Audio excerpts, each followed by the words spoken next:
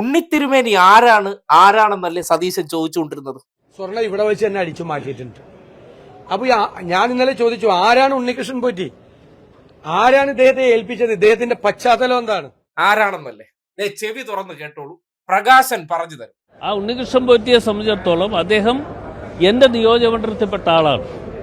അപ്പോൾ എൻ്റെ നിയോജകമണ്ഡലത്തിൽപ്പെട്ട ആളെന്നുള്ള നിലയിൽ പല പ്രാവശ്യം അദ്ദേഹം അവിടെ വരുമ്പോഴൊക്കെ കാണാറുണ്ട്, എന്നെയും കാണാറുണ്ട്. ഞാൻ ഇവിടെ പരിപാടിക്ക് ചെല്ലുന്ന അവസരത്തിലൊക്കെ കാണാറുണ്ട്.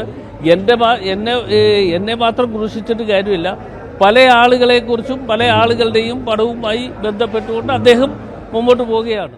അത് ശരി, എവിടെന്നാണ് ഈ അവതാരം വന്നതെന്ന് നമ്മൾ ആലോചിച്ചുകൊണ്ടിരിക്കുകയാണ്. എത്ര കിട്ടി? 5 കിലോ അടിച്ചോണ്ട് പോയതായിട്ടാണ് സതീശൻ പറയുന്നത്.